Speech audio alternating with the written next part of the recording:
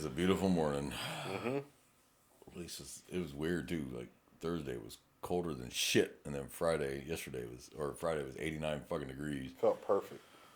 It was just perfect. Ugh. Just perfect. That was good weather. Not 89 degrees. I don't want 89 degrees. I wouldn't mind it in the 60s. Like let's be reasonable and have some kind of cool weather. It is. It was cool. It is the Christmas season. Like, can we have some kind of cool? No, Friday was not. It was 89 degrees. Cool to me. It was Thursday. It was cold. Thursday was cold. That was that windy ass, cold ass bullshit. Mm-hmm. All right. Yes. Suppose we should get this show on the road. Yeah. That's what they're here to see. Yeah. Hello, everybody. Welcome back to Running Code, humor in South Texas law enforcement. I'm your host, T-Bone. With me, my partner by my side, as always, J-Man. J-Man, what's up? Not much. What it be, what it do? Oh, yeah, all that. All that. You have a good Christmas? Yes. How about a good New Year? Well, yeah. I mean, I worked, but other than that, it was fine. Yeah. Yeah, I worked New Year's Eve and New Year's Day, but it was chill. So I'm good with that. And we got spoiled these last 2 weeks with all the no traffic. It was great. Which means tomorrow's going to suck going back to work because everybody's back in school now and everybody's back. So it's like, fuck. And the idiots here can't drive to begin with. Mm-hmm. Oh, but hey, it is what it is, as we used to say. Can't change it. Bitching doesn't do anything about it. It's every airman, sailor, soldier, marine, and cop's right to complain, but in the end, it doesn't change shit. So, but, well, we hope everybody's been enjoying the episodes. We've noticed we've been getting a lot of more views, so we do appreciate that, guys. No comments, though, and no emails. I'm really kind of getting disappointed, so I'm going to put it out there again. The email, it's runnincode2023@gmail.com. That's RUNNINCODE 2023@gmail.com. Also, you can leave comments on the YouTube videos. They're completely free. I haven't blocked any comments. You can write whatever you want. Again, if it's something racist, I'm gonna delete it. If it's something that's bigoted or prejudiced, I'm gonna delete it because that's not the purpose of this show. But if you have a beef with someone like that one guy, pigs being pigs, I left that up because that's just funny. You want to call us pigs? I've been called worse. I've been called worse by people that love me, so I don't care. Just an old pejorative. See, '60s. That was a '60s term. Yeah. See, now just to prove to show you, like us cops, we know big words. Pejorative. Pejorative. That's right. I was very, very. What's a good word? Disheartened by that comment. I don't know if I'll be able to sleep. So I was looking at the stats, J-Man, and go back to it because we added a couple new locations. Oh, yeah. So, in the last 7 days, we have added no,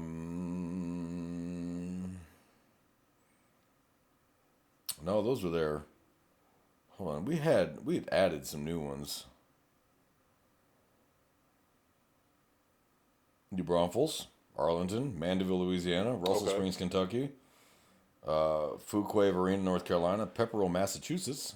So, thank you guys. We're hoping you weren't just hitting and running, and hopefully you're going to stick around and become fans. Word of mouth helps. Tell all your friends, cop friends, civilian friends. I got a buddy at the police academy who passed on our podcast to the cadets, and a lot of them listened to it, and they said that they've gotten good tips and tricks and stuff out of it. I have gotten a few messages about people who said, especially the FTO one, really helped them a lot. So it's like, hey, that's why we're here, good. That's why we're here. Yeah. Last episode was kind of a hit. Why are cops bad? Which was us being funny because we didn't actually mean cops are bad. It was explaining why the public thinks we're bad and why the social media paints us that way. But in the reality, no, it's not. It's like any other profession. But today is going to be why are all cops assholes? Yeah. Now, the reality is we're not. No. Now, no. Are there outliers? Yes. Where that cop's had a bad day, his last call was horrid, dead child, whatever it was, and then he walks up and you immediately snap off and he just smarts off right back. And then you're just shocked. Oh my God, I can't believe he talked to that way. Well, he's human too. And just because you think this is bad compared to what he just saw previous to you, he doesn't care. And then you smarting off at him is going to, just ignite him. Or maybe his wife just left him. Or, who knows? As cops, we're not supposed to take our personal life to work. And that sounds great in theory. But we're still human beings. Yeah. So you got the officer who's worried about finances. whose he's having family troubles. One of his kids is sick. He might be getting a bullshit rip from IA. You know, all these things are going through his head, but he still has to put that away to do his job. But sometimes it comes out in ugly ways. So the majority of cops, if you watch these videos and you watch them from the beginning, not when it's both heated now between them, but from the beginning, the officers usually start out fairly polite, even in the worst circumstances for the most part, start out fairly polite. Mm-hmm. They might be firm, but they're polite. Yeah. But then the guy smarts off, and you're a cocksucker and a motherfucker, and then like, you know what, fuck you then, and oh my god, you can't talk to that way, and just the way they go at each other. Yeah, that's literally us like stating the obvious that there are some cops out there, irregardless if they're having a bad day. It could have been Christmas morning, they got a $10,000 bonus. They found a gold bar in the middle of the street, and then like they got the biggest raise in the world, but they're still gonna be an asshole. Yeah, like that's the obvious. That like stating the obvious. But generally speaking, not like that. No, it's not. And people love to clip the videos and make it look like the officers walked up on the car. Hey, you stupid motherfucker, blah, blah, blah, blah, blah, blah. And that's not generally the case. Mm-hmm. Have I done that? Yes. You were driving so recklessly and so dangerously that I'm not walking up with the 7-step violator. I'm walking up, what the fuck are you doing? Mm-hmm. Are you trying to die today? Are you trying to kill somebody? Like, what the hell's your problem? Because you're pissed.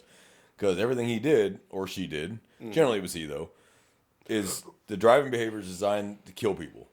And like, it's hard for me to walk up, hi, I'm Officer so-and-so, and the reason I stopped you today is blah, blah, blah, blah. Do you have your license and insurance? When you were doing like 110 down a regular city road, not a county highway, but a regular city road with other people, serving out traffic, cutting cars off, running lights. Yeah, I have a hard time walking up, hey, how you doing?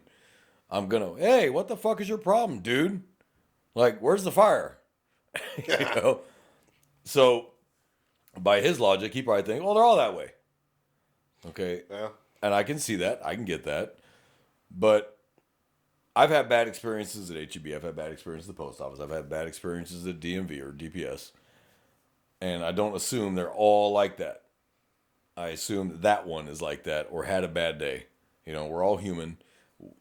The public wants us to give everybody grace on everything. Give them grace. Give them grace. Ask them 20 times. Negotiate with them. But nobody wants to give us grace. You know, we're supposed to be completely 100% professional all the time. Well, that sounds great. And that's awesome. But that's not really how the real world works. Mm-hmm. And combine that with the last, ever since, Ferguson, back in 17, did not help. And that's, the public has gotten bolder. I think Ferguson was a little further than that. Yeah, but I think I really noticed it around 17. Really, it really became acceptable to talk to us however you want. You're talking about, okay. Yeah, the public talk to us however they want to. You're a cocksucker, you're a faggot, you're da-da-da-da-da, your wife's a whore, your mom's a whore, da-da-da, just whatever. They become really emboldened with that because it wasn't that long ago where you might get a smack in the mouth for that, and nobody really cared. Like, you're going to learn to be polite one way or another. Now, is that acceptable to walk up and smack somebody in the mouth talking shit to you? Well, no, of course not, it's not. That's absolutely not okay. But we did have a handle on the criminal element. For the most part, they understood there was a give and a take. Mm-hmm. You be respectful of me, and I'll be respectful with you no matter what the situation. Be disrespectful to me, and we're going to handle it a different way. And you're going to learn a valuable lesson about respecting somebody, and they'll respect you back. I have talked with stone cold killers, and I've been polite with them, and they've been polite with me. It ain't personal. And then I've gotten into yelling matches with assholes that think that A, they're going to tell me the law, or B, no, you're not going to arrest me, and here's 20 reasons why I think you can't arrest me. No, in their mind, it's, I know you can't arrest me because I saw this video that explained that you could, all that bullshit. And I started to lose my temper a little bit, you know, and basically the drill sergeant in me starts coming out, you know, shut the fuck up and let me speak for 10 seconds and I will solve all your mysteries right now. And then you'll realize you were not right. And I don't know how many complaints I've had. He was so mean to me and so rude to me, but I had a great sergeant when I was a traffic officer that would watch my footage and call him back and be like, I watched the entire footage from the beginning. He was polite until you fired off at him and called him a motherfucker 10 times. And then he called you an asshole. And now you want to get your feelings hurt? No, that was on you. Well, he can't call me that. And you go, yeah, he can. There's nothing against the law. There's no law that says he can't say that. May have a county policy or a city policy or a state, policy that says don't speak to people this way. And most agencies do have something like that in there. But that doesn't come out of a vacuum usually. We don't walk up on the car, hey, you dumb motherfucker. That's not usually what we walk up on the car and say. we usually try nice, and I always tried nice for the most part, except those rare circumstances like I explained. Mm-hmm. For the most part, I walk up, hey, how you doing? I'm Officer so-and-so. The reason why I stopped you is XYZ. Do you have a driver's license? Do you have approved insurance? And even if they're like, oh, this is fucking bullshit, I just ignore it. Okay, they're allowed to vent, whatever, say what you want. Just as long as you're giving me what I'm asking for, I really don't care. It's funny. So you can call me asshole while you're handing me your license. That's fine. It's great. You gave me your license. I can identify you. This is you. You still live at this address? Blah, blah, blah. Okay, I'll be right back. You know, like, sometimes there are people that are driving by, like on a traffic stop, or you're on the call, whatever, and they yell like, fuck you. Oh, yeah. Whatever. I wave. I honestly, I don't know. Like, it's very rare for me that I'm gonna sit there and just get angry with somebody like on a call on the side of the road. It's just like, man, look, or woman, this is gonna end like either way, however it's gonna end. It's just I'm not wasting my breath on it. I tell them it's like a choose your adventure. Give me what I need, and this will end. This will end as quickly as you want. Yeah. How long do you want to sit here? Yeah, if you want to sit here and do all this, first I'm gonna walk away. I remember one time I walked away when somebody was yelling at me like, "Well, you can't walk away from me." I'm like, "Why can't I? Why can't I walk away? Because you're doing nothing to help this. Why can't I walk away? You're doing nothing productive.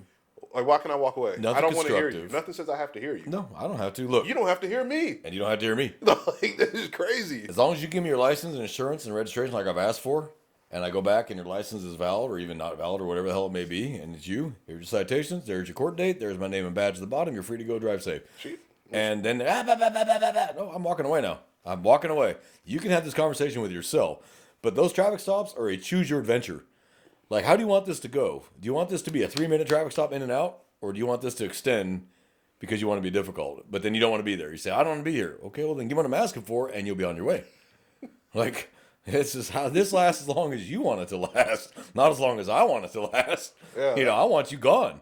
I kind of wish the guy never pulled you over now at this point. Like, and even then, like, afterwards, she apologized or what have you.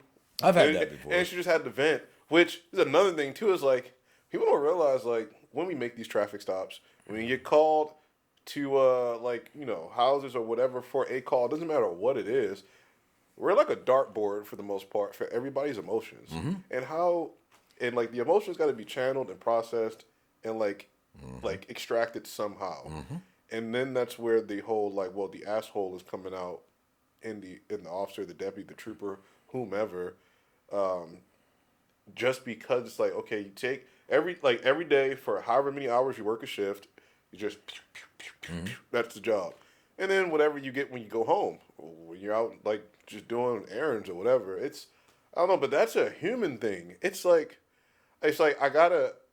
because it's like, well, we shouldn't be assholes, right? It's like, we should always be professional, like you said, no matter what.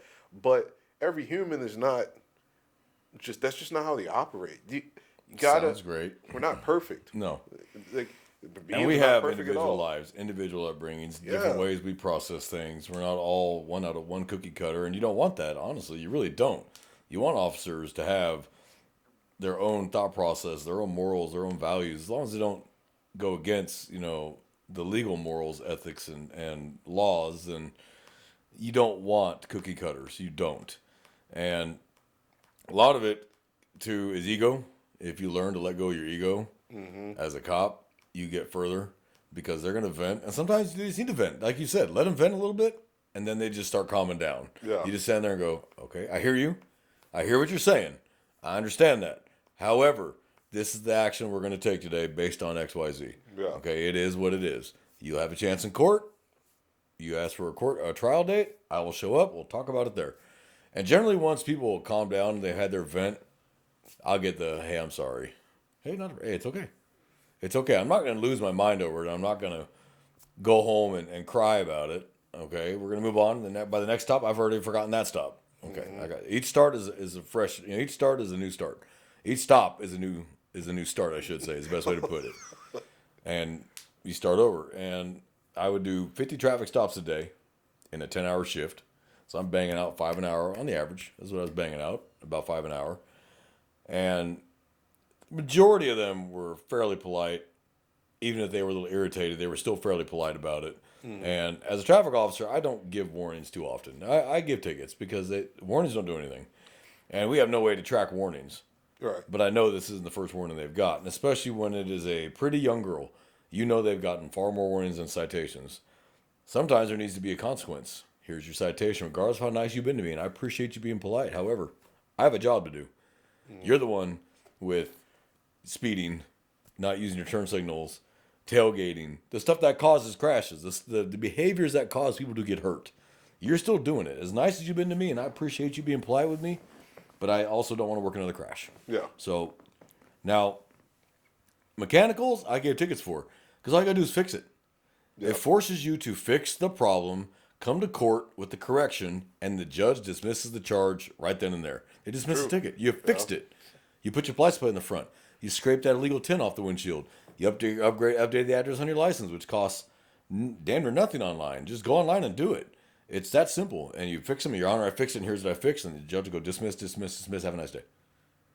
That's all you got to do. Yeah. And so I tell them, look, I'm going to give you the citation. However, all you got to do is correct the problem, and the ticket goes away. It doesn't go on your record. It's not a moving violation. Like, it's done. It's a mechanical violation, not a moving violation. So it's not going to affect your insurance anyway. It's not going to affect your insurance. And it was funny is people get madder about those than like, yeah, man, I got you doing 90 and 65, dude. That's way too fast. Yeah, because I think it's coming from that mindset of like, it's an equipment violation. Like, so what? It's not a big deal. As if, okay, I was speeding. Yeah, I was going a little fast. It's like, so let's talk about that for a second. Like, oh, it's no big deal. I didn't have a front license plate. Actually, it is. There's a reason we require them in Texas. There is a reason we require front license plates. It's not because we're trying to. You think we want to spend the money making 2 plates per car versus 1? There's a reason we're doing it. 1, we have toll roads. 2, we have border patrol checkpoints. 3, we have the border crossings. And we have plate readers, and that's what helps us catch criminals, is those front and rear license plates. So just because you don't like it on your car, I don't care. We require them for a really good reason, and I'm going to make you put it back on. I love it, the one that have in the windshield. I'm like, that's not the bumper. Put it on the bumper. Or you seen them on the visors, right? Put them on the visor. They buy the suction devices and put them in the window. I'm like, no. It goes to the outermost portion of the front bumper by state code. That's where it goes. Or license plate light is out. There's a reason for that. So we can read your plate. Or a citizen can read your plate if you break the law and drive off. Mm-hmm. Now, taillights, that's safety. Headlights, that's safety. Turn signals, that's safety. Horn, that's safety. Windshield wipers that work correctly are safety. There's a reason we require those things. That's because those are written in blood. Freaking taillights and no headlights, like just at night. That's dangerous. It's super dangerous. And it's funny because, I've heard the argument. There's not a lot, but like different like podcasts or videos we shouldn't even, what difference does it make? We shouldn't even have lights when we're driving the road. There's already lights. I'm like, that's real stupid. It's not enough ambient light in any city to illuminate a car with no lights. No, unless you're like downtown where it's lit up so bright from all the street lights, the businesses, all that. But if you get out on some of the country roads, it's pitch black out there. And if that car's dark, you're not going to see it. Yeah. And we need to be able to see each other. I need to see where you're at. You need to see where I'm at. This is how we avoid each other. Yep. So when you drive your high beams on an undivided roadway, you're blinding everybody who's coming at you. You really can't see. Like, it's can't. bad. You're blinding. So you got to try and drive like this, or like trying to see past or squint your eyes. The lifted trucks with all the white lights that surround the truck, like looking like a spacecraft on the roadway. Most of those are not legal anyway. Yep. And you can't stop them. And like, dude, you cannot have. There's a reason why the bumper can only be so high off the ground. It's actually a measurement in the Texas traffic code. There's a measurement of the max height of headlights. Mm-hmm. There's a reason for that. The max number of lights on the vehicle. There's a reason for that because you are blinding everybody around you. You come behind them, you're blinding them. You come towards them, you're blinding them. So if you're on an undivided roadway, you cannot have your high beams on coming towards traffic. If it's a divided roadway and the divider is blocking it, yeah, fine. But not if you're going to blind other people. And I pull people over who are blinding me because they got their high beams on. And then when you tell them to turn their high beams back down to regular beams, headlights out. That's why. So I always pretty much knew why they were running high beams. I'm like, well, it's illegal to run high beams on an undivided roadway, and now I know why you're doing it. So that's actually 2 citations: unauthorized use of high beams and defective headlight. And they would get mad. I'm like, well, fix the problem. Just fix it. It's a bulb at AutoZone. Unless it's a single one-piece light, then that sucks. Those are expensive as hell. But some are just a bulb. You pop it off the back, pop the new bulb in, pop it in, you're good. It's like a $3 light bulb. Well, with inflation, it's probably a $10 light bulb by now. But we're not trying to be assholes about this. And so let's go past the traffic stops. Let's do calls for service. Yeah. We get called to a house. Domestic in progress. The dispatcher says that she can hear the yelling and screaming and thumping and crashing in the background as she's trying to talk to whoever called to get information to tell us what we're walking into. People don't realize once we come in that house is now ours. We own that house while we're there because we are going to stop the danger, we're going to stop the violence, and we're going to figure out what the hell's going on. Was there an actual offense? Was there not an offense? There more than one person involved. So you screaming at us to get out is not going to happen. Yeah, and we own the house right now. Temporarily, it's our house. And that's when like the asshole like thing could be thrown around even more. Or it's like, well, you can only de-escalate so much. Like, thank you. Some people say that like I know de-escalation is a buzzword, and is there times we should de-escalate? Yeah. Yeah. But some people in the moment they're so heated they are impervious. Another big word. Impervious to de-escalation. I know, right? Man. It's just like I woke up in a thesaurus, just like like all these big words. I think he's getting smarter than me. So it's funny. It's like some people are just immune to de-escalation in the moment. You're not going to de-escalate them. No. The only thing that's going to de-escalate them, if it needs be, handcuffs, backseat, the jail cell, and that's the truth. That's just reality. No one's going to stand there and be yelled at for 20 minutes, ball and fists, getting close to where you can feel the damn spit or like the condensation of their breath on your face. Safety risk. Yeah. Get away from me. You're not getting that close. No. You're not getting that close to me like that. Yeah. Hell no. I'll de-escalate you, all right? Yeah, I'll de-escalate you. You won't like how I de-escalate you. You want a set of cuffs in the back, and if the officer is cussing you out on the way over there, I don't know. Like, I don't know. You push the right buttons. It's hard. It's like the person's not an asshole. You stand there and get yelled at for 20 fucking minutes. Like, it's just, and then tell me how you feel afterwards. Not everybody is going to stand there like a stone all the time, because then you're just creating an unrealistic version of a person. And just, I don't, it's just, I'm not going to say, most people probably stand there. Do you remember the Connecticut State Trooper? The that one lost his shit on that kid? Yeah. That kid started the whole thing. And it didn't go the way that kid thought it was going to go. And I think he thought the cop was going to be like one of those super polite, and that trooper, I think, had finally hit his limit. Well, I think especially because he was trying to pull somebody over, and I guess the governor was complaining about speeding and traffic on that particular section of the highway.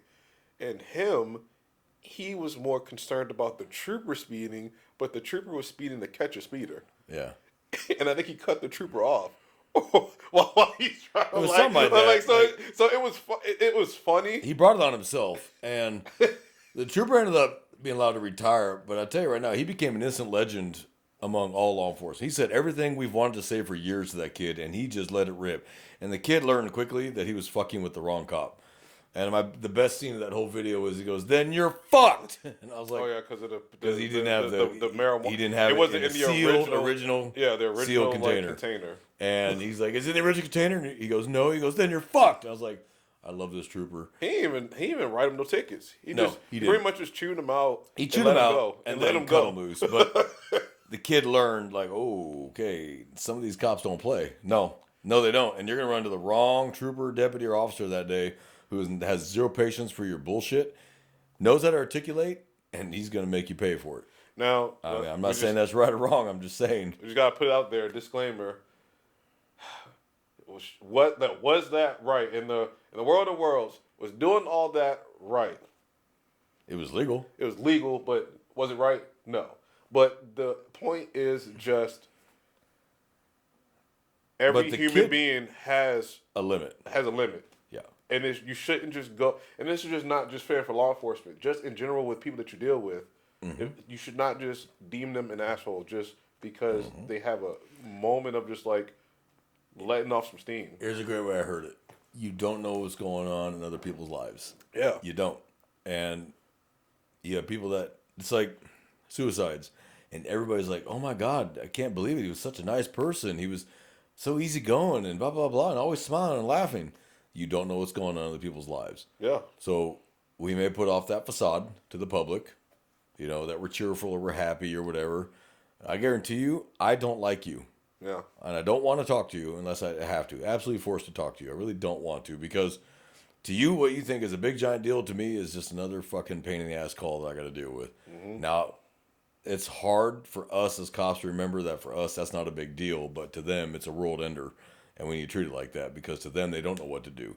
It's kind of like when we get stupid ass calls to 911 or the non-emergency line over shit that we're like, you called for that? Yeah, civil matters, mostly. But stuff that has nothing to do with law enforcement at all. Yeah. At all. But they call because they didn't know who else to call because they know law enforcement generally has the answers. And you're just like, are you fucking stupid? What is wrong with you? And then you look at, but you got to look past it and look at the person and go, you just don't know any better. Now your job is to educate. Mm-hmm. Okay, ma'am or sir, usually ma'am, sir, I understand why you called. However, the same device you use to call us has Google or Safari or Windows or whatever you use, because it's Android or whatever. You can find that answer there. Just typing it in. You didn't need to call us. So I'm going to help you out. Hand me your phone. And there's your answer. We're going to leave now. Is there anything else I can do for you? And then you get complaints about that. So there's no winning with some people. There's just no winning. They're going to complain no matter what you did for them. In fact, I got more complaints when I gave warnings than actual tickets. Because at that point, it's just like, well, you stopped me just to give me a warning. That's the thing behind it. You stopped. So I learned quickly you can't do people favors. You can't. You just can't. You're just better off writing the citation. Better writing the citation and just like let them deal with it in court. But they will, especially if you're in certain areas of town where wealthy, husbands whose wives stay at home and they're out and about speeding or whatever, and they're not wearing a seatbelt, the kids aren't buckled or whatever the hell it is, you pull them over and they immediately start running their mouth. Just and you're like, stop. Yeah. We're not your house, and I'm not your husband. Give me your license. I don't care who your husband is, and I've had that. You know who my husband is? No. The wealthy and powerful don't care. Get what they want. Like that. I don't care. You might be the queen of the kingdom at home, but you ain't shit out here. Give me your license, and they're just flabbergasted because they're used to getting their way. Mm-hmm. Or you go to these small municipalities.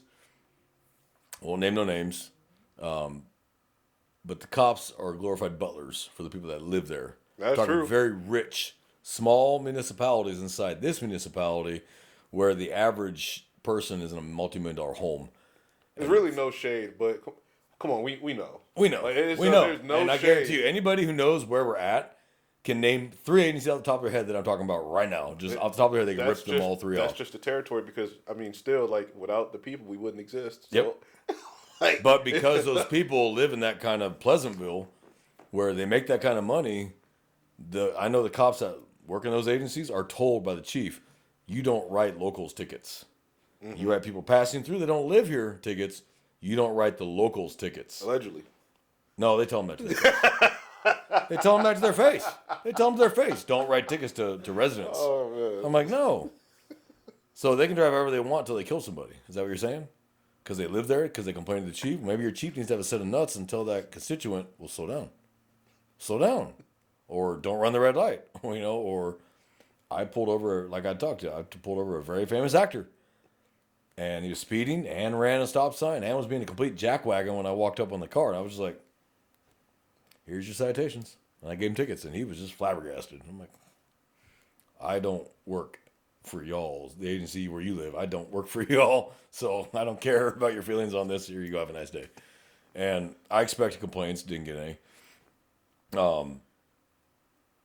It's those areas, those small agencies, those officers have to really be on their toes, though. They have to really be polite. Like, you can't piss off a constituent that lives in that city, that lives in a multi-million-dollar home, and you can't be rude to him. You bite your tongue, because all he does is call the chief. Mm-hmm. And, hey, Chuck, dude, your officer was rude as hell to me. Well, I'll take care of that. And if you're in a at-will, like Texas at-will, and you don't have a union or anything, they shit can you. And that can contribute to the assholey part of an officer. Mm-hmm. Just because it's just another stressor. Mm-hmm. Like a stressor that really you won't expect it to be there, but then you just realize like, okay, politics. It plays a part. It plays a part no matter where you're at. Politics. Now, if you're in a much bigger agency like say LAPD or San Antonio Police or Houston PD or Dallas, or the bigger the agency, the less there really is there with that one. Yeah. Because you're talking, if you have an agency that's 3,000 officers, 4,000 officers, probably the only constituents that are probably on first name base with the chief are the super, super wealthy or the politically connected. For the most part, the average citizen don't have a clue. But if you're in a small municipality where everybody knows everybody and everybody knows the chief or everybody knows the county judge or whatever or the city councilman or whatever, yeah you're going to have bigger problems. Yeah. So because they know them and they can personally, like, hey, Chuck, I got pulled over by your officer and he was a dick, leaving off where he was an absolute asshole. Mm-hmm. He's not going to tell the chief that. Like, I was a complete prick to your officer and I was such a douche that, I deserve this. He's not going to say that. Mm-hmm. In his mind, he had nothing wrong. He had every right because he's a constituent to talk to you however he felt, and you should just sit there and take it. Well, I tell people all the time, that's not going to happen. You're not going to talk to me that way. I don't care who you are, and I'm going to fire right back. And believe me, I'm better at it than you. Mm-hmm. So you think you're insulting me? Brother, you ain't even seen me start, and I guarantee I'm going to win. So, or just time out and just hand me what I'm asking you for, and we'll argue about this in court. Yeah. See this camera? This will not help you in court. I promise you this will not help you in court. And sometimes it works, sometimes it doesn't. Yeah. Yeah, I've learned that it doesn't matter how nice you are or how mean you are. Certain types of people you run into are going to be dicks to you no matter what you say or do. That's just reality. Yep. They don't like cops. They've had a bad day. Their wife just left them. Same stressors in them that you have as a law enforcement officer, but the difference is they're allowed to voice and say whatever the hell they want because they're a citizen with the First Amendment protection, and you're a police officer who has a policy guiding what he can and cannot do, so you got to kind of bite your tongue, and there comes a point where you just don't care anymore. You're like, you know what? Suspend me. This guy needed to hear that. So I told him that to his face. He needed to hear it. He may not appreciate it. He may not liked it, but oh fucking well, Chief, write me up. Suspend me. I'll take 5 days. See you in a week. Because there comes a point where, and I've seen it, it's not burnout so much as you're just fed up. Yeah. You're like, you can only be nice for so long to assholes before you're just like, you know what? I'm going to let you know what it feels like, and you're not going to like it. And I guarantee you, as cops, we can insult you twice as good as you can insult us. I think he means verbal. We're not talking insult, about... not assault. Yeah, you said assault. Did I? Yes. Did I say... You said assault. Insult. Verbally insult you better than you can insult me. You just validate all of them. See, they do just go out there and assault people. He didn't mention it. Well, according to the modern thought process, you can be assaulted verbally. These days words hurt, and words cause devastating pain and devastating injury to you. So I guess that is true. I can assault you I've heard verbally. I have had callers say, well, he verbally assaulted me. And I'm just like... if you can find that offense in the penal code, let me know. But usually it's just like, it's insults. And it's just like, well... Insults, not threats. There's a difference. If you as a spouse tell your spouse, I'm going to kill you, bitch, that's a threat. And that's terroristic threat of family or household. That's a different thing. But you're a fat, ugly bitch. It's not an assault. Yeah. It's an insult, not an assault. And there's no crime against it. I've had to tell people, like, I'm sorry that this individual said this to you. They never should have said it, but unfortunately, like, that's nothing not illegal about it. Like, did anything else happen? Might be immoral or unethical, but it's not illegal. Like, anything else happen? It's like, no. It's like, well, I can make a report about it. I mean, this person was willing enough to give me their name, so at least if something happens in the future, we know who the first person we should talk to is. And I don't know, that kind of settles some things, but then typically it's like they want us to do more. It's just like, we don't live in this type of country. Mm-hmm. I can't just go and do something to that individual over words that weren't true threats. Yeah. Like, I can't. Or they were so obscene in nature that they caused a disturbance. I cannot do anything over a First Amendment protected right. Yeah. I can't. Sorry.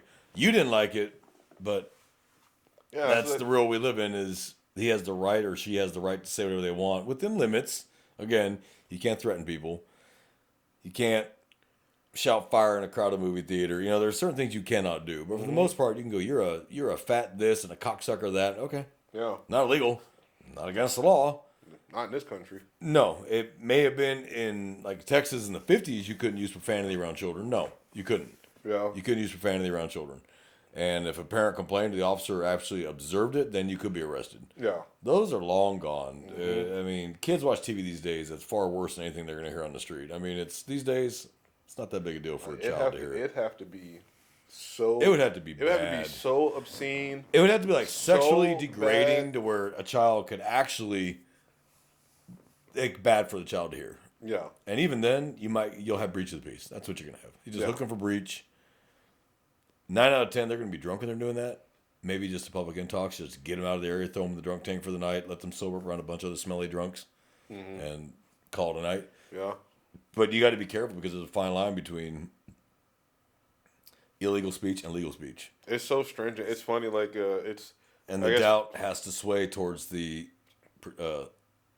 suspected person. Especially any cadets or any first year, second year officers, probies, listening. Read California versus Miller, and that's where you get the Miller test, where it actually the Supreme Court outlined how they look at speech. Like I think a big proponent of it's like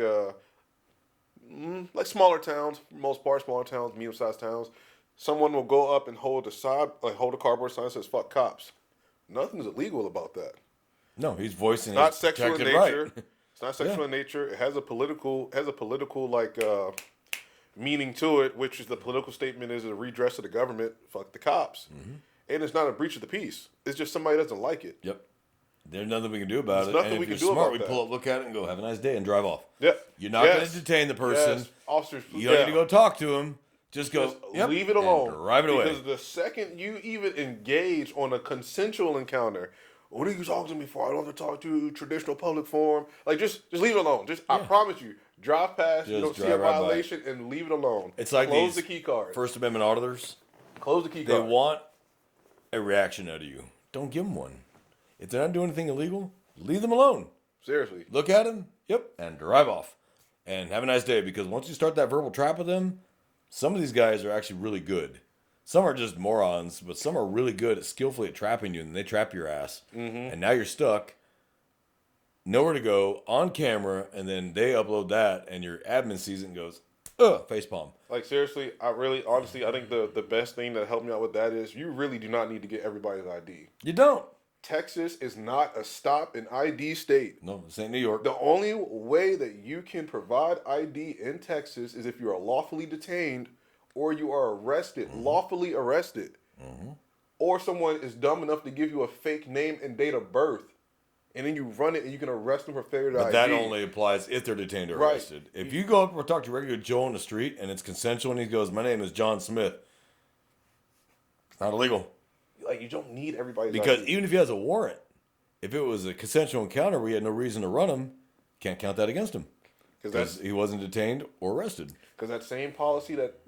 I don't know if a policy really says you have to identify everybody you talk to. It calls for service, traffic stops, stuff like that, yes. Yes. But regular Joes, you don't walk up to him. You don't have to. You can say, "Hey, man, how you doing? Hey, what's your name?" He can go, "Fuck you." "Okay, sir, have a great day." Because I've even had it. Calls for service where there's no crime being committed whatsoever. "Hey, man, do you mind having your name?" "Do I got to give it?" "No, not really." There was no crime. There's no crime. Okay. Like, all right, well, I don't want to give you my name. And then it's kind of, you're like cajoling with an individual. "Well, can you give me like a first name?" And then I don't know, like that. Usually, what I do is I tell them, "Look, sir, my policy requires me be. to identify who I speak to on calls for service, so that I can write down what happened, and it's just so I can refer to you by your name in the report that this happened." "Fuck you, I don't want to give it to you." "Okay."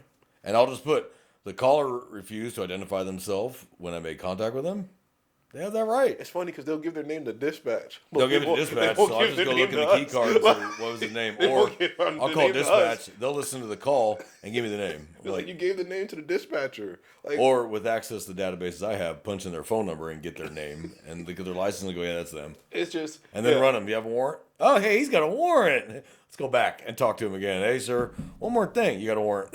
You know? It's just crazy. Like, but then, like, just even little stuff like that, just to tie it back to the original thing, that stuff can just make someone feel like an asshole. Yeah. Or you think they're being an asshole because it's just so, like, little things that are just building up. We don't like being told no to our face either. We're cops. There's that mindset. Hey, I'm the officer of the law. I'm the man here. You need to cooperate with me and talk to me. Yeah. That's not always true. And what drives that is our ego. Our ego says, "Hey, I'm the man here. Talk to me."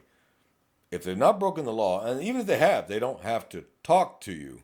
You can arrest them. You can detain them all day long. They don't want to talk to you. They don't have to. And all they're required to give you is their name, date of birth, address, social, and phone number when you arrest them or detain them. That's it. They don't have to talk about anything else. But we have this mindset that, no, you're going to talk to them about this. Yeah. You know? And they don't want to. They don't have to. They have the right. So you didn't get them today. You'll get them tomorrow. You know, it's kind of like that guy that you always want to get a hold of because he's a prick. He's been a pain in the ass in the neighborhood, pain in the ass to all the officers, but you can't get him today. Well, they'll be tomorrow. Yeah. So stop worrying about it. You know, You'll get him. And I learned that lesson. It took a while to learn that lesson. Was like, you'll get him eventually. Or another agency will get him. Or another agency. Somebody's going to get him. And they'll have a warrant. He eventually he's going to get the ride, and you can laugh about it later. I know in an old neighborhood I used to work, we had 2 brothers and a dad. Could not stand the whole family. And the boys were always causing problems in the neighborhood, always fighting with neighbors, pulling guns on them. But Dad would never cooperate with us. And finally, we got a warrant. They finally stepped on their dick long enough or hard enough to actually get warrants for their arrest for aggravated assault. And the dad wouldn't let us in. But the neighbors said, no, I saw them run in the house, and they haven't come out. We're going in the house and get out of the way. And Dad's like, well, you're not going to my house. Okay, hook him, throw him in the car. Now he's harboring. De-escalation. You know? There you go. Yep.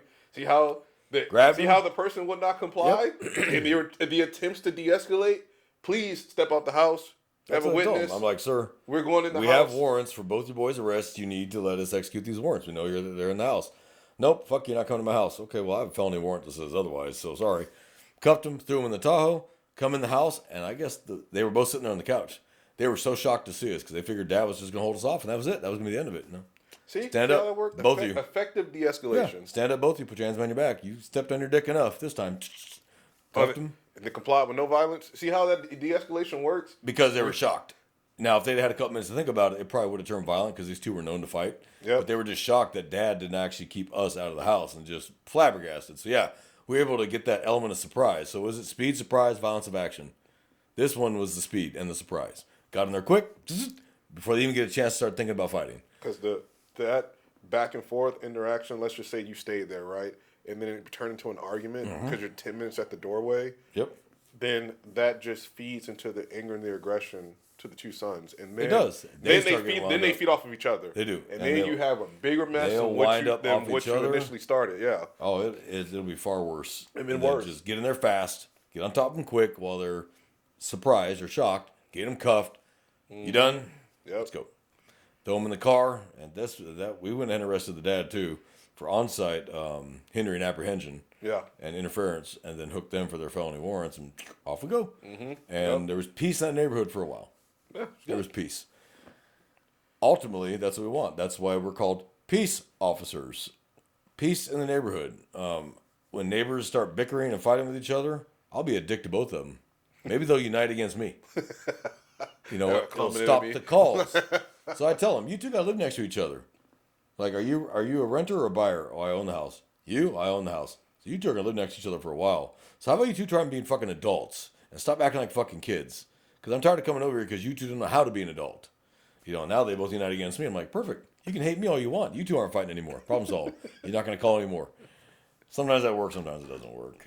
And I'll tell you right, I understand road rage. I don't condone it. I'm not okay with it, especially when gunplay gets involved or they start playing bumper cars on the highway. But I do understand it because I've wanted to get pissed off and ram cars. You know, just you're driving like such a moron and just shove through the intersection and go, oh, yeah, I got lights. I can pull them over. You know?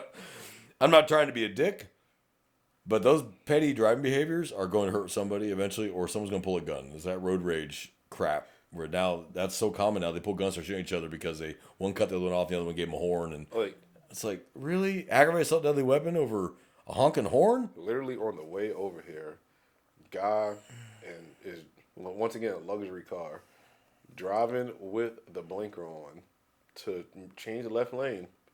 Never made the lane change. Like in the open stretch of highway that we had. Waits till he gets to an exit, turns the blinker off, and then makes the lane change. And over the solid white, I'm just like, what was the point of that? Yeah. You had all this time to change your lane, and you were driving slow. That's when you're screaming, just move over. Going 45 into 70. It's just Oh, I don't understand. Oh, I'd been pissed. I don't understand. I'd have been pissed. I'd have been pissed. Tell you something about these luxury car drivers, man. I don't know. I'm not saying all BMW drivers are assholes. I'm not even identifying the car. Most BMWs drivers it wasn't a Beamer today, but I'm not even just. I have found but it's just more luxury cars. BMW drivers, Corvette drivers, and Jeep drivers all seem to fall in the same category of dickhead. Don't know what it is. Dickheads. It's like, I think to be a BMW buyer, you have to pass some sort of asshole test at the dealership before they even allow you to have the car. Okay, you passed, sir. You're a complete prick. Welcome to the BMW family. It's like, you pull them over and they're the first ones just running their yap. They're just running their suck. And I'm just like, I'll just stand there. So my least favorite is when they holler out the window at you when your side of the highway car's going by and they're hollering at you. And I'm like, I just walk up and I just stand there and stare at them with that, the stare look that everyone calls it. Are you done? Okay. I'm so-and-so, and the reason why I stopped you is XYZ.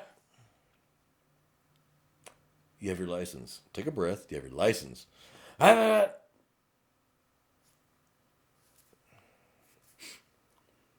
eventually they start realizing that you're just going to stand there and stare at them until they just give you what you... And they look stupid now. Thank you, sir. Do you still have this address? Excellent. Is this your vehicle? Excellent. You got your insurance for me. And just stare at them again. Yes, sir. Thank you. I've found that to be more effective because I used to be the fire back. Hey, motherfucker, shut the fuck up. Now I just stare at them. And they realize that they're not getting anything of value. Nothing says I have to fire back at you. I've asked for a license, and I'm going to wait for you to hand it to me. So I'm just going to stand there and stare at you until you give me what I ask you. And silence is very powerful. They will fill the void with words. And you just sit there and stare at them until they hand you what you're looking for. And then finally they hand it to you. I'll be right back. All right, sir, I'm going to issue you 3 citations. 1, being an asshole driving a BMW. If only that was an actual offense. But you get in their tickets, and they're just flabbergasted. You have any further questions for me, sir? Okay, you're free to go. Please drive safely. Go back to my hotel and drive off. And that's it. And they're just like, I'm like, yeah, because I didn't give you what you wanted. Mm-hmm. You wanted that back and forth.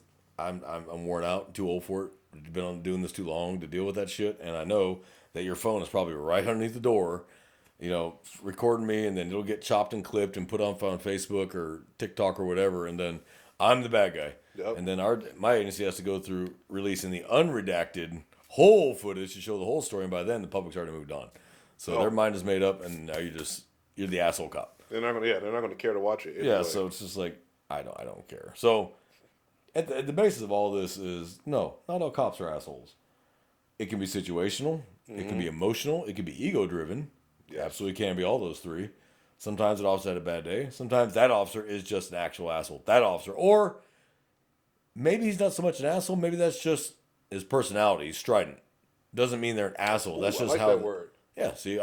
You're the only one that can do big words there, man. I can do big words too. But here, I'll give you 7. So some officers just have that natural personality where it seems like they're being an asshole. They're not. That's just how they talk, and it's not personal. That's just how they speak. Mm-hmm. And they're actually not assholes. They're just very direct. They're blunt. I need this. I need this. I need this. Because you have officers that want to pat you on the back, tell you everything's going to be okay. You got the asshole that wants to scream and holler, and then you got the one in the middle that's just like, I don't got time for this. Time out. I need this and this. Yeah. That's it. I just need this and this. We can talk about it later in court. And that de-escalates too. Believe it or not, that de-escalates. Stop. Yeah, straight to the point. Straight to the point. That's why the 7-step violator is required in Texas, because you clearly state who you are, who you work for, why you stopped, and what you need. Can't argue with that. This is if you walk up, you know why I stopped you, you're going to get a negative response from that, and you deserve one. Yep. Tell them why you stopped them. It's not a guessing game. Tell them why you stopped them, because if you say, "Do you know why I stopped you?" they also look at it like, "Well, shit, he just pulled me over and is looking for a reason." Yeah. Just say, "I'm so-and-so. Here's who I work with. This is why I stopped you. I need your license, insurance, registration." Any follow-up questions, go back, do the enforcement action, warning, citation, come back, give them the instructions. Here's what I'm writing you a citation warning for. There's the court date. There's my name and badge. You're free to go at this time. Drive safe. 3 minutes, gone. And you can cut a lot of shit off of that. But that's why Texas adopted that 7-step violator and turned it into law in the Sandra Bland Act, because it cuts out all that bullshit. You don't have an opportunity to be a dick. Just tell them who you are, get what you need, cut them loose, be done with it. I used to love, and this was the younger part of me, but going back and forth. Oh yeah, fuck you too, man. And we go back and forth. And that was a lot of that ego-driven, I'm going to show you I'm better with my words than you are with yours, blah, blah, blah. After a while, I got to the point where I was just like, you're yelling at yourself, dude. Are you done? I'm not going to yell. I'm too old for that. And people they start getting calmer. Like their voice starts lowering. When you don't yell at them, you don't meet them here, and you stay here, they start doing this. They start lowering their voice because they realize just how stupid and loud they are because you're staying calm. You can wind them up by going up with them and up and up and up, and they're both at 10. Yep. Because now he wants to be heard, and you want to be heard. You neither one of you are hearing the other. So I try now these days, and this is a different me than it used to be because I've learned over the years, that's what comes with maturity and wisdom and experience. Lower your voice. Sir, I do not wish to yell at you, and I don't want to hear you yell at me. Will you please talk to me in a calm tone of voice so that we may figure out what the issue is? Eventually, they start realizing just how stupid and loud they are, and they just start. And then you'd be surprised how often you get it. I'm sorry, sir. I've had a bad day. It is what it is, man. I get it. I've been there. Okay? But now that what's going on? And you'd be surprised how much further you get with that. I ended up on YouTube, Facebook, TikTok. I ended up in trouble. 9 out of 10, they apologize. And they even say, thank you for the ticket, sir. You're right. I'm sorry. I was doing X, Y, Z. Not a problem, man. Drive safe. Please. Drive safe. I just don't want to see you get hurt. As long as everything you do, you bring them back to safety, nobody can say anything to you. Because everything is safety. Hey, the reason I stopped you, that's unsafe. We've had a lot of crashes in this area. That is one of the driving behaviors that has contributed to a lot of those crashes. So please, I don't want to see you get hurt, man. You seem like a nice guy. It's a nice car. I just want to have to clean it up. So can you just slow it down for me? You'd be surprised how far that goes. And people are like, oh, you're right, sir. Because it doesn't seem like it's race-driven, gender-driven, nothing. It's driven solely off safety. Like, hey, man, I'm tired of cleaning up crashes. Man, I can't even get a burger without a crash going off, and I got to drop my burger and run out here and do a crash because someone was speeding. So can you just slow it down for me? Works wonders. Yeah. Works wonders. I wish I'd known these things a lot earlier than I did. I would have saved myself a lot of calls from IA and a lot of complaints. Now, did I care about the complaints? No. I'm going to do my job again tomorrow. But there's 20 different ways to do it. Yeah. And when I started learning to be less aggressive and more just let them vent a little bit and just stay calm, I started getting much better results. Now, that's not always the approach that works. Yeah. When you get to the scene and husband and wife are fighting and they're physically still fighting, time for aggression. That's not for you to be like, hey, sir, I get you're mad at her, sir. No, you run up, you grab him, you get him down, you get him in cuffs. That's it. That's the part of the job where it's ugly but necessary. It's ugly but necessary. That's what we all know is force is ugly. Look good. But it's necessary sometimes. It's not always necessary, but sometimes it is necessary, and we have that authority as peace officers to do that. To detain somebody, to stop the violence, stop somebody getting hurt, and get someone in custody. That de-escalates us right there. Get them piled down, you get 3 or 4 officers, pile on top of them, get them handcuffed, throw them in the car, let him cool the hell off. Now you've got them separated. Go talk to her, and then when he's calm a little bit, open the door. All right, sir, hey, what's going on, man? Like, you okay? First off, you okay? All right, do you need medical? Okay.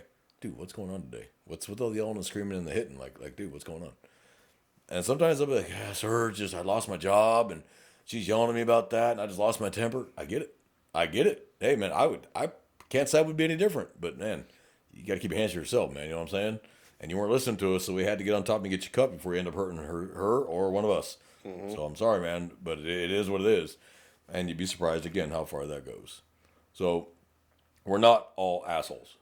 And this is why I wanted to follow up, why are our cops all bad, with why are cops all assholes? We're not. Your feelings don't make you right. Your dislike of the information doesn't make you correct, whether you like it or not. And I'm glad to see that the tide is finally starting to slowly turn back towards common sense and rational thinking again. Slowly, it's starting to come back a little bit. I never thought we'd see the day where it would come back, but it's starting to come back a little bit where you can tell people they're an idiot again. I'm like, well, good. It's about time, because for the last 8 years, you couldn't call anyone an idiot. So that's what we wanted to discuss today. I think it's important that people understand why we do what we do, how we react, maybe the way we react, because there's two sayings. One, never meet your heroes. Never meet your heroes, and they're right. I've met my heroes. Let me tell you, they were vast disappointment. It's easier just to have them appear as who they are than actually meet them. And two, we don't know what's going on in someone else's life. Yeah. Remember those two things. If you understand that we're still human, that we're not robots, that we have feelings as well, and you don't know what the last call was, and we're not going to walk up and tell you, hey, my last call was a dead child, so don't give me no shit. That's not how we're going to approach you. Mm. Just understand that just because he talked to you that way today doesn't mean that's when he's going to talk to you tomorrow. Okay? We're not all that way. Every profession has its bad apples. Every profession has that guy that just had a bad day. Wife left him, whatever it might be. Dog just died. Car broke down. He's in financial distress because of a debt he got into or his wife got into or his kid put him in. Who knows? And then he starts to go to work and do his job and deal with humans. And humans don't react well to each other when they're in a negative emotional state. So that's the best way I can put it. Negative emotional state, two humans together, it's a recipe for a disaster. I think a lot of problems could have been solved over the years and shit wouldn't have happened if everyone just shut up, listen, comply, let us figure out what we got going on. And I guarantee you half of those use of force you saw probably would not have been arrest to begin with. Yeah. So, but negative emotions meeting negative emotions. So that negative headspace does not do well together when it's two people meeting like that. So that's why we wanted to address that today, because I think it's important that the public understand that. Other officers, I know you can back me up on this one because you've seen it. You've done it. I'm just guilty of it. He's guilty of it. We let our ego sometimes write a check that we don't want to have to cash later. Mm-hmm. We get angry. We get mad. Whatever it might be. Brothers, sisters, you need to be aware of that. Some days you just don't need to come to work. If you know that day ain't the day, your spouse just left you, your dog just died, hey, maybe this is the day you need to take a personal day. Yeah. Because maybe that ain't the day, and then you get into work and you lose your temper on somebody who generally didn't deserve it, and you end up losing your career or getting a rip or having a use of force that should never have happened to begin with, because they wound up, you wound up, and you end up locking asses. So we wanted to bring that up, and for the civilians listening to us, please understand that we're just as human as you are with the same things going on in our lives as you've got. So just because we wear a badge and a gun does not make us any different than you as humans. We're not robots. We're not RoboCop, nor do you want that. So that's today's little spin on why are all cops assholes? They're not. But I like phrasing like that because everybody gets all excited and wants to go run and watch it and go, oh, maybe it wasn't what we thought. Please stick with us as you watch these episodes. Just watch it from the start and finish it out. You'd be surprised. So, brothers and sisters, well, before I do that, J-Man, do you have anything to add on this topic of why are all cops assholes? Oh, no. Okay. We've said it all then. Excellent. And we did it in under an hour. Not bad. So, brothers and sisters, take care of each other. Take care of yourselves. Be safe. Take care of your mental health, your physical health. Wear your seatbelts, please. You're not immune to the laws of physics because you're a police officer. Tahoes and Explorers still roll and still slide, so slow it down. Put your seatbelt on. Stay off your CAD when you're doing code. Stop your phone when you're running code, please. Well, stop your phone anyway, but especially when you're running code. Don't be staring at the CAD while doing 100 down the road, please. Take care of each other. Watch each other. You know, you notice your coworker may not acting the same, and they've acted different lately, and they seem down. Hey, pull them aside and ask them what's going on. Mm-hmm. You do that for any citizen, any civilian. You walk up, sir, are you okay? What's wrong? But we don't do it for each other. Yeah. I don't know why. So ask, are you okay, brother? You okay? You know, and then gauge what they're saying. You're a cop. You know when someone's bullshitting you. But if you know that someone, hey, Sarge, there's something wrong with Ricky today. He ain't his normal self. And I don't know, man. You know, you've passed it on to somebody. Hopefully they'll go pull him to the side and, hey, man, what's going on? My wife just left me. You know what? Go home. Maybe take a personal day. Mm-hmm. Just take a personal day. We got it, man. We can work low, man. Just go handle business. Then force them to work. You know, then something goes wrong. So that's our foot stomp for today. Feel free to leave comments on the on YouTube if you watch it on that platform. RUNNINCODE2023 @gmail.com. That is our official email for this podcast. So please leave us comments, messages, questions, concerns there. If you put the comment on YouTube, that's public. We're gonna make fun of you, and your username is public. If you email us and you ask us to keep your name private, we will keep your name private. Or if you ask us not to divulge certain things, we won't. But if you don't ask us to, we're going to automatically assume that it's okay to. So you need to ask us. Now, we do have common sense and know when we probably shouldn't release something. We've had emails that we did not release because that was for us personally. So we will honor that and respect that. If you're just being a douche, well, we'll embarrass you and make fun of you while we're doing it. So I think we've talked that one out. Yeah, that's it. Well, from J-Man and I here in South Texas at Running Code, we wish everybody to have a good week and a safe week, and we're out of here.